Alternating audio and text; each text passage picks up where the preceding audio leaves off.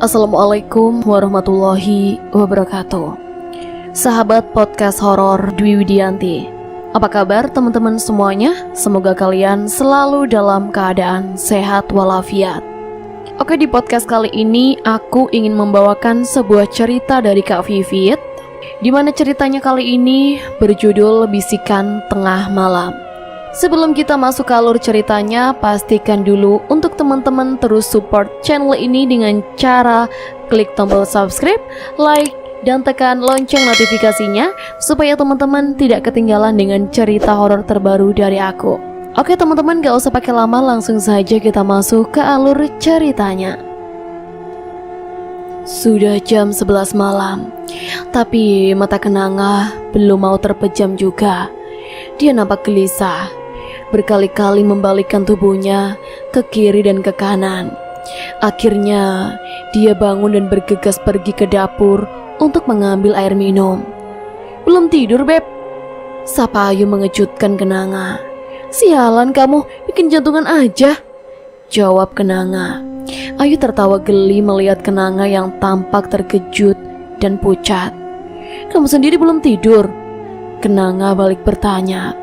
"Belum ngantuk aku, lagian aku lagi nungguin film horor," jawab Ayu sembari menambah volume TV. Di kos ini tinggal 3 orang, Kenanga, Ayu, dan Sisi. Mereka sekolah di tempat yang sama, SMA Bakti Nusa. Kenanga duduk di samping Ayu sambil memeluk bantal sofa. "Bangunin Sisi aja yuk, biar seru," ajak Kenanga. "Biar seru apa biar rame? Dasar penakut," jawab Ayu sambil tertawa. Memang di antara 3 cewek ini, Kenanga yang paling penakut. "Ya udah, bangunin Kisana," tambah Ayu. Kenanga segera berlalu ke kamar Sisi yang berada agak jauh dari ruang TV. Belum sampai di kamar Sisi, "Kebetulan sih baru aku mau masuk kamar kamu. Ditunggu tuh sama Ayu, kita nonton film horor yuk," ajak Kenanga kemudian berbalik ke ruang TV lagi. "Mana Sisinya? Takut mau ke kamarnya?" tanya Ayu setelah Kenanga duduk di sampingnya. "Tuh," jawab Kenanga sambil menunjuk ke belakang tanpa melihat. "Mana?" jawab Ayu setelah menoleh ke belakang. Dek, jantung Kenanga serasa mau melompat setelah ditolehnya ke belakang dan Sisi tidak ada. "Tapi tadi ada yuk, kami jalan bareng kok kesininya tadi," ucap Kenanga meyakinkan. "Kamu masih ngantuk kali, jadi salah lihat," kata Ayu sambil berlalu ke kamar Sisi diikuti Kenanga. "Tok, tok, tok, Sisi!" panggil Ayu. Kenanga memegang lengan Ayu dari belakang karena takut. "Iya," jawab Sisi dari dalam kemudian membuka pintu kamar sambil mengucek-ngucek matanya. Ayu kemudian menoleh ke arah Kenanga sambil berkata, "Tuh kan." Kenanga terlihat sangat bingung. Jadi siapa yang ditemuinya tadi? "Ada apa sih?" tanya Sisi ikut bingung. Jam sudah menunjukkan pukul 2 dini hari. Kenanga, Ayu, dan Sisi masih asik nonton TV. Ayu tiduran di sofa, sementara Kenanga dan Sisi tiduran di bawah. Kenanga terlihat sudah menguap-nguap, sepertinya sudah mulai mengantuk. Sementara Ayu dan Sisi masih serius nonton. "Aku ngantuk, Beb, aku tidur dulu ya," kata Kenanga sambil berdiri. "Ya udah sana tidur," kata Ayu sambil terus menatap layar TV.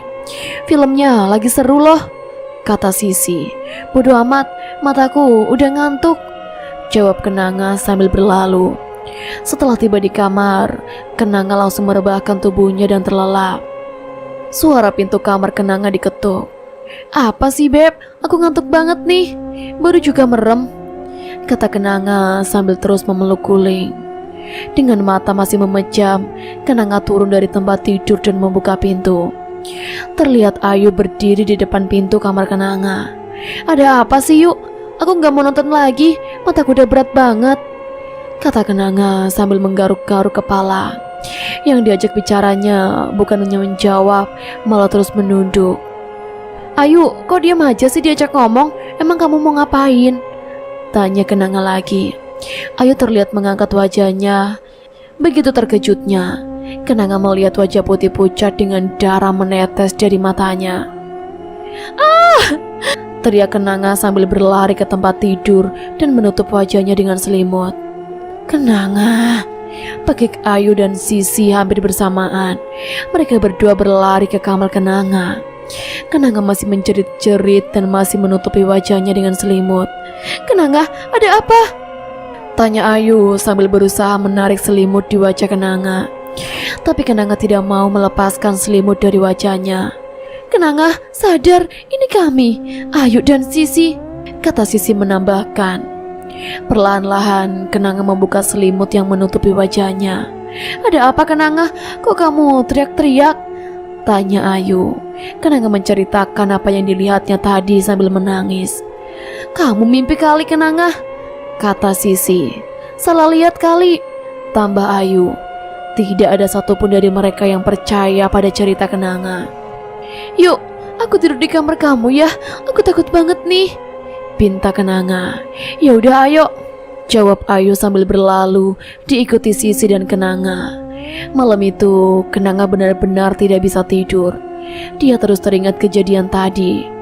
Jam sudah menunjukkan pukul 4 pagi. Mata Kenanga mulai terasa mengantuk. Akhirnya dia pun terlelap. Kenanga bangun, udah jam 6 nih. Ayu membangunkan sembari menggoyang-goyangkan kaki Kenanga. Aku masih ngantuk banget yuk, sumpah, jawab Kenanga sambil membetulkan selimutnya. Emang kamu gak sekolah? Tanya Ayu. Kayaknya enggak deh yuk, jawab Kenanga tanpa membuka mata. Ayu dan Sisi berangkat sekolah bersama dengan berjalan kaki. Karena jarak kosan mereka ke sekolah tidak begitu jauh. Mereka sudah seminggu tinggal di kosan itu dan tidak pernah terjadi hal-hal aneh. Makanya saat Kenanga cerita yang begituan, Ayu dan Sisi tidak percaya. Kamu percaya sama cerita kenangan semalam? Tanya Sisi sambil merapikan rambutnya yang menutupi wajahnya karena tertiup angin. Gimana mau percaya? Kita udah seminggu di situ, tapi nggak pernah terjadi hal-hal aneh kan? Jawab Ayu. Iya sih, kata Sisi. Sementara Kenanga masih tidur dengan lelapnya. Dia meringkuk di bawah selimut bermotif Doraemonnya sambil memeluk guling. Seuntai harapanku untuk mencintaimu, pupus sudah kasih berlalu. Sayup-sayup terdengar tambang lawas itu yang membuat Kenanga membuka matanya. Kenanga melihat jam dinding di kamar Ayu menunjukkan pukul 7. Kenanga beranjak bangun bermaksud untuk pindah ke kamarnya sendiri karena matanya masih berat.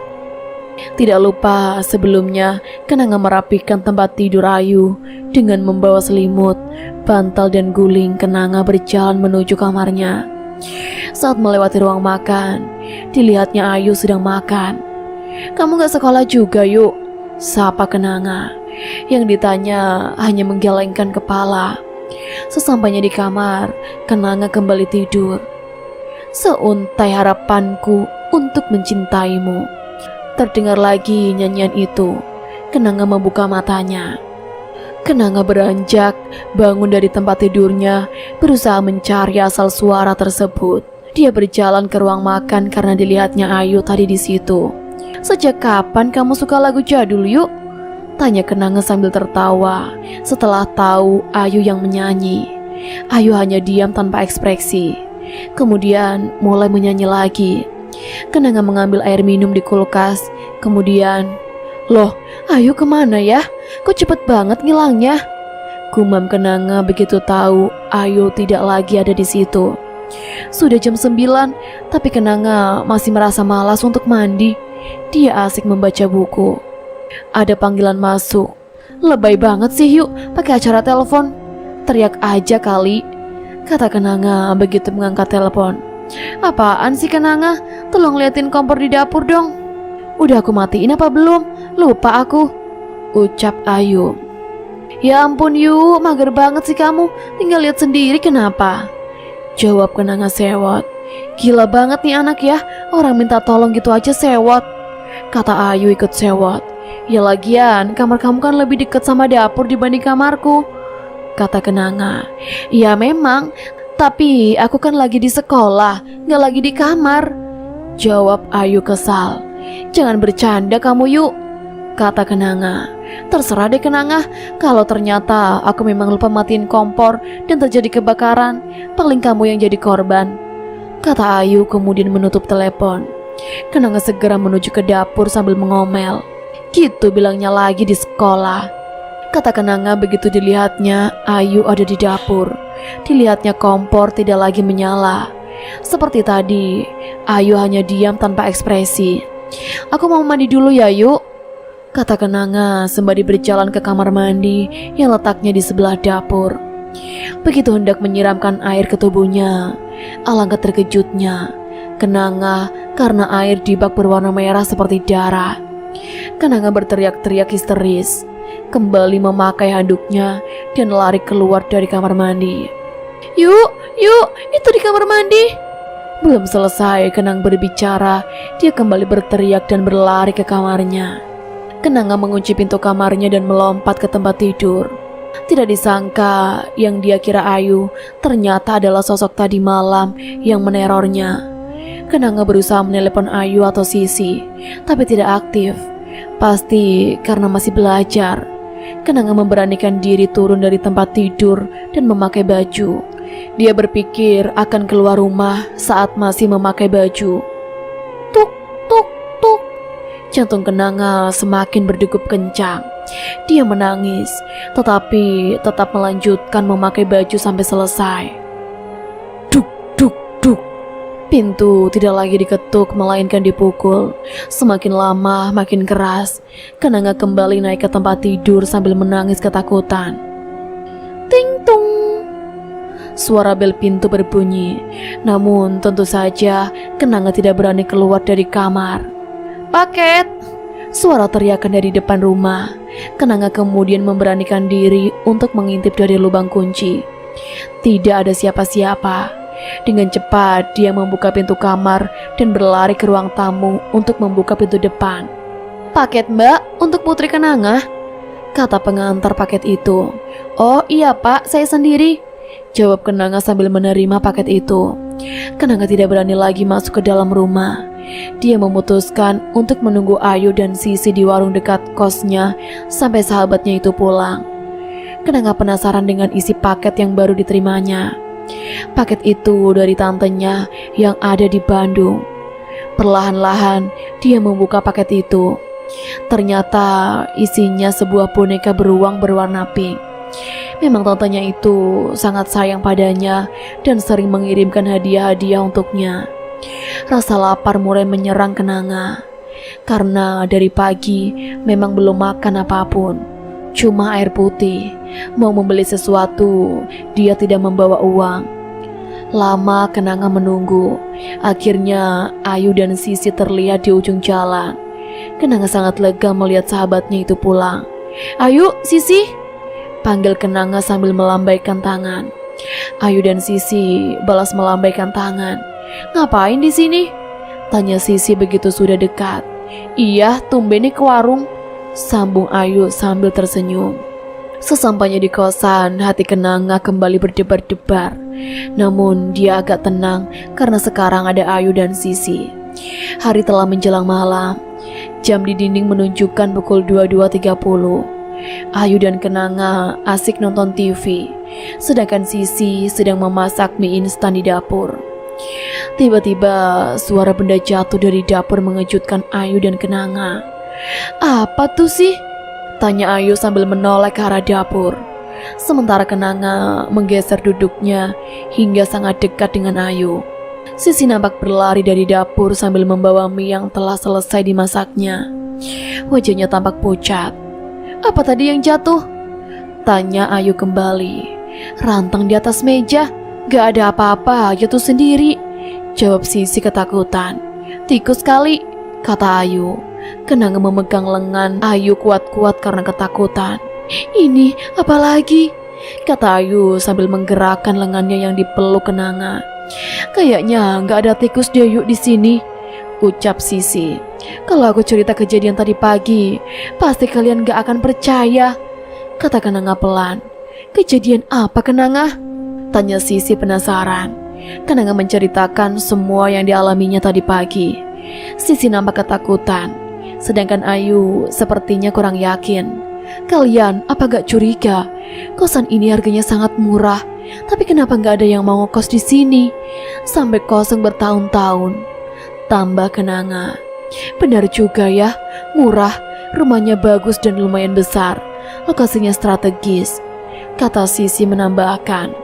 Berarti ini rezeki kita, jawab Ayu spontan. Memang susah ngomong sama orang yang gak percaya dengan hal mistis. Kenanga dan Sisi memutuskan untuk tidur di kamar Sisi, sementara Ayu tidur di kamarnya sendiri. Tepat jam 12 malam, Ayu terbangun dari tidurnya. Dia mendengar seseorang bernyanyi. Seuntai harapanku untuk mencintaimu pupus sudah. Dia teringat cerita Kenanga tadi. Bulu kuduknya berdiri. Ayu napak gelisah. Berkali-kali dia mencoba memejamkan matanya, namun tidak bisa. Ikut denganku. Suara bisikan di telinga Ayu sungguh nyata. Ayu perlahan-lahan turun dari tempat tidurnya. Ayu berjalan keluar rumah dengan tatapan lurus dan kosong. Si, bangun si. Mata Kenanga sembari menggoyang-goyangkan badan Sisi. Ada apa Kenanga? Tanya Sisi kaget. Aku tadi dari kamar mandi, lihat Ayu jalan keluar, jawab Kenanga. Masa? Tengah malam gini, mau ngapain? Kata Sisi sambil melihat ke arah jam dinding, jam 12:15. Ayo, coba kita lihat ke kamarnya dulu, ajak Sisi. Mereka berdua pun bergegas menuju ke kamar Ayu. Pintu kamar Ayu terbuka dan benar saja, Ayu tidak ada di kamarnya. Kenanga dan Sisi kemudian berlari keluar. Pintu depan juga terbuka. Mereka berlari-lari kecil menyusul Ayu karena takut kehilangan jejak. Di ujung jalan terlihat Ayu terus berjalan. Ayu! Teriak Kenanga dan Sisi bersamaan. Yang dipanggil seakan tidak peduli. Nampak Ayu berbelok ke arah lahan kosong yang ada banyak ditumbuhi semak. Ayu, kamu mau kemana? Tanya Sisi sambil memegang lengan Ayu. Ayo yuk, kita pulang, tambah Kenanga. Namun Ayu hanya diam dengan tatapan kosong. Kenanga dan Sisi berusaha menarik Ayu agar mau ikut pulang. Namun Ayu berontak dan mendengus dengan suara yang menyeramkan. Ayu mengibaskan kedua lengannya yang dipegang Kenanga dan Sisi hingga keduanya terlempar. Ayu, sadar yuk, ucap Kenanga sambil menangis. Tolong, tolong, teriak Sisi berharap ada yang mendengar. Namun tengah malam begini, jalanan sudah sepi. Lagi pula tempatnya di lahan kosong, jauh dari perumahan. Gimana ini sih? Kita minta tolong siapa? Ucap Kenanga ketakutan. Mereka berdua hanya menangis ketakutan, tidak tahu harus berbuat apa. Untuk meninggalkan Ayu sendirian tidak mungkin. Ayu masih saja mendengus dengan tatapan mata yang mengerikan. Tiba-tiba, siapa di sana? Teriak seseorang. Tolong kami pak, teriak Sisi. Tidak lama kemudian datang dua orang berseragam security. Ngapain kalian malam di sini? Tanya security itu. Tolong teman kami pak, sepertinya dia kerasukan, jawab Kenanga sambil menunjuk Ayu yang masih mendengus-dengus. Ayu masih mendengus-dengus dengan seramnya ketika kedua security itu memegang lengannya. Ah! Teriak Ayu, kemudian diikuti dengan suara tawanya yang sungguh mengerikan.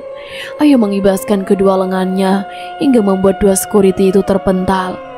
Ayu berbalik ke arah Kenanga dan Sisi yang masih berpelukan dengan mengulurkan kedua tangannya seperti hendak mencekik. Ayu, sadar Ayu, ini kami Sisi dan Kenanga temanmu, ucap Sisi berharap Ayu segera sadar. Assalamualaikum Pak Kiai, tolong kami Pak Kiai, kami ada di lahan kosong dekat perumahan kita, kata salah satu security itu. Rupanya dia menelepon seorang kiai untuk membantu. Ayu begitu cepatnya menggapai leher Sisi dan Kenanga, kemudian mencekik dan mengangkatnya. Tentu saja keduanya meronta-ronta.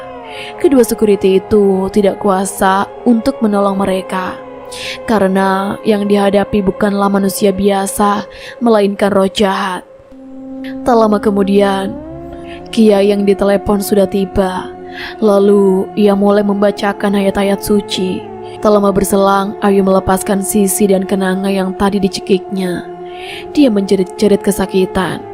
Ampun, panas, panas, teriaknya sambil menutup kedua telinganya. Ceritanya begitu menyayat hati. Setelah itu, Ayu jatuh pingsan. Dengan bantuan security dan kiai itu, Sisi dan Kenanga membawa Ayu pulang. Terima kasih banyak Pak Kiai. Kalau tidak ada kalian yang menolong, kami tidak tahu apa yang akan terjadi, kata Kenanga. Iya betul, kami sangat berterima kasih, tambah Sisi. Pesan Bapak, kalian harus berhati-hati. Sepertinya di sini ada yang tidak beres, kata Kiai itu. Maksud Kiai apa ya?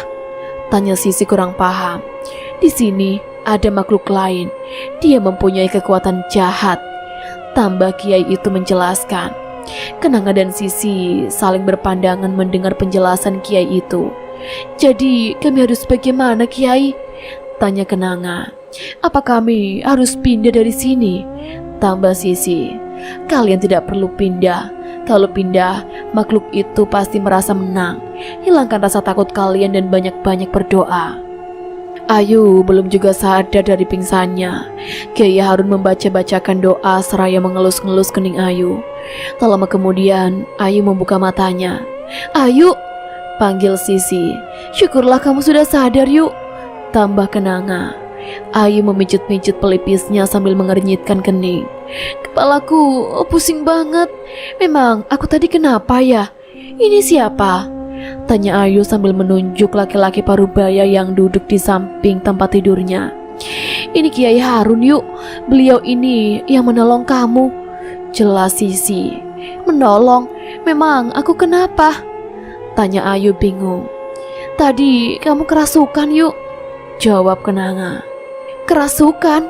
Ayu seakan tidak percaya. Tidak apa-apa nak, sekarang dia sudah pergi. Yang penting kalian bertiga tidak usah merasa takut dan banyak-banyak berdoa, jelas Kiai Harun. Setelah memberi banyak nasihat, Kiai Harun pamit pulang. Sisi mengantarnya sampai ke teras, sementara Kenanga menemani Ayu. Setelah Kiai Harun pergi, Sisi buru-buru menutup dan mengunci pintu. Ketika ia hendak menyusul Ayu dan Kenanga di kamar, dia melihat Kenanga berjalan menuju ke kamarnya.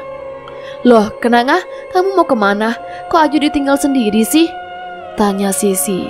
Kenanga hanya diam kemudian masuk ke kamarnya dan menutup pintu. Udah dibilang, Ayu jangan ditinggalin, malah masih nekat ditinggal, gerutu Sisi sambil berjalan masuk ke kamar Ayu. Begitu masuk ke kamar Ayu, sejenak Sisi berhenti seperti terkejut. Kiai udah pulang sih? Tanya Kenanga. Kenanga? Bukannya kamu tadi? Ucap Sisi terputus. Dia cepat-cepat menutup pintu dan duduk di dekat Ayu dan Kenanga. Tadi apa? Tanya Kenanga penasaran. Tadi aku melihat kamu masuk ke kamarmu, Kenanga, jawab Sisi. Mereka bertiga sangat ketakutan malam itu dan tidak tidur sama sekali. Hari sudah pagi. Rasa kantuk yang hebat mulai menyerang mereka. Akhirnya mereka tertidur juga. Hari sudah siang saat Kenanga terbangun, sudah jam 11. Dilihatnya Ayu dan Sisi masih tidur dengan lelapnya. Dorongan dari kandung kemihnya mengharuskan dia ke kamar mandi. Tapi rasa takut menghalanginya. Kenanga menarik napas panjang lalu mengembuskannya. Dia mencoba melawan rasa takutnya. Tinggal di sini, aku bayar. Kenapa harus takut sama yang sekedar numpang? Gumamnya lirih. Kenanga segera beranjak bangun sebelum membuka pintu ditolehnya Ayu dan Sisi terlebih dahulu. Keduanya masih terlelap. Kenanga membuka pintu kamar kemudian menuju ke kamar mandi. Sebenarnya rasa takut itu masih ada, tapi Kenanga berusaha melawannya. Ketika hendak membuka pintu kamar mandi, terdengar suara dari dapur, seperti suara kompor yang dinyalakan. Kenanga penasaran. Sejenak dia melihat ke dapur. Nampak Ayu seperti sedang menggoreng telur. Sudah bangun yuk, sapa Kenanga. Dia merasa lega karena ada temannya.